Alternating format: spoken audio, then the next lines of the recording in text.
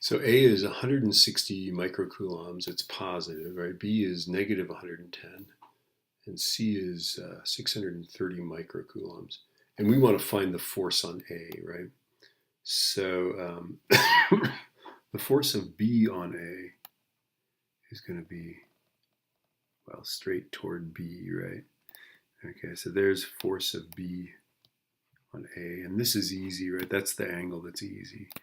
This angle here is 45 degrees. And then the force of C on A, see B and A are going to attract each other, right? So the force of B on A would be toward B, right? The C is going to repel A, right? So the force of C on A will be like this, right? And that's going to be at some angle. It's bigger than 45 degrees, right? Let's figure that angle out. What is that angle? That angle is the inverse tan minus 1.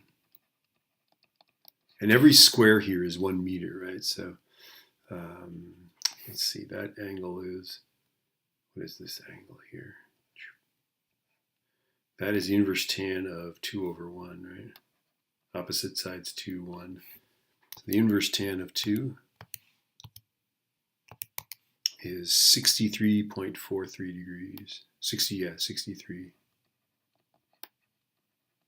Okay, so our first step is let's find the force of B on A. And that's going to be 8.99 E9. B is, what is B? B is 110. Notice I'm ignoring the minus signs. A is 160. And then that's divided by, let's see, B on A. So it's 2 over 2 down. These are meters. Every square is a meter. So it's 2 squared plus 2 squared. Okay, so let's do that. I'm going to go alpha F1, enter.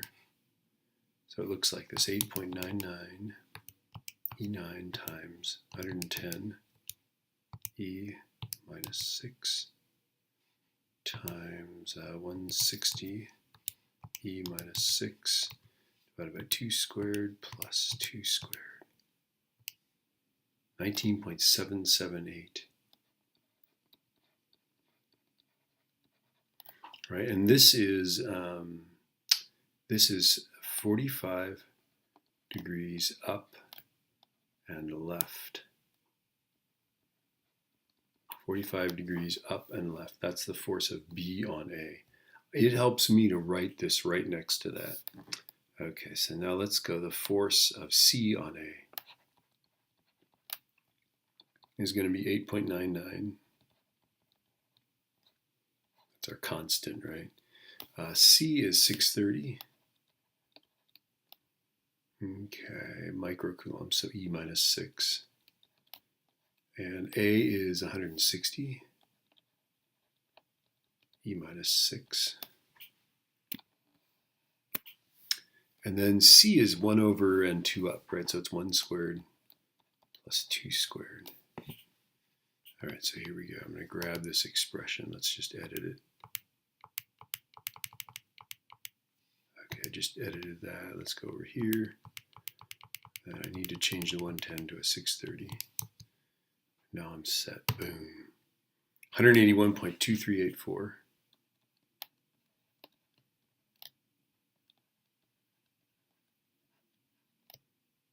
Newtons. And this is up and left, or left and up, right? At 63.43 degrees above the x-axis, right? So now we've got the magnitude of the forces, and we've got the direction that they're pointing. What we need to do now is add up the components. So let's carve out a little space here. So the FBA, it's an A, and FCA,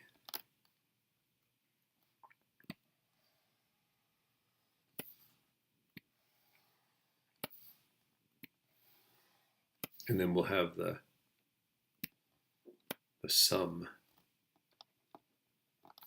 All right, so let's make a little table here. Let's do x component and y component. Okay, so FBA, notice that FBA is up and left, so the x component will be negative because it's left, right? The y component will be positive because it's up, right? This is up, this is left. Okay, so let's see, what is it going to be? Well, this is 45 degrees, so this one's the easy one, right? So this will be 19.778 cos 45. So I'm going to grab that number. Boom.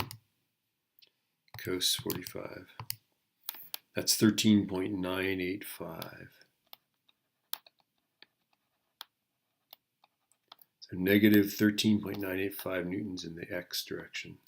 And this will, of course, be positive 13.985 newtons in the y direction. And that's because the cos of 45 is the same as the sine of 45. But if it wasn't 45, we'd go 19.778 sine of the angle. And I'm doing this as SOHCAHTOA, right? The opposite side is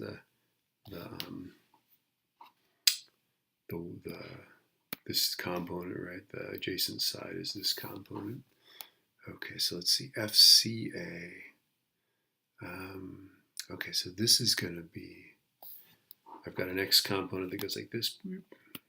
I've got a y component that goes like this. And the force goes like that, right? Okay, I'm drawing it down here instead of there, right? All right, so let's see, this is going to be, I guess, negative in the x direction and positive in the y direction, because it's also left and up, right? So left, that's left, and up. Okay, so let's see, this is going to be 181.2384. I'll just say 24, right? And then that's cos. And then we figured this angle was 63.43.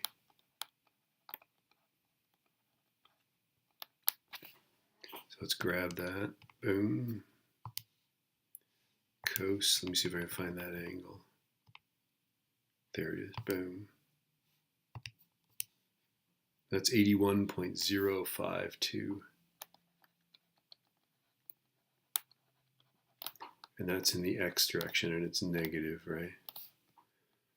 And then this guy is going to be 181.24 sine of that 63-degree angle. So I'm just going to grab this entry that I just did, and all I'm going to do is just change that cos to a sine. 162.105.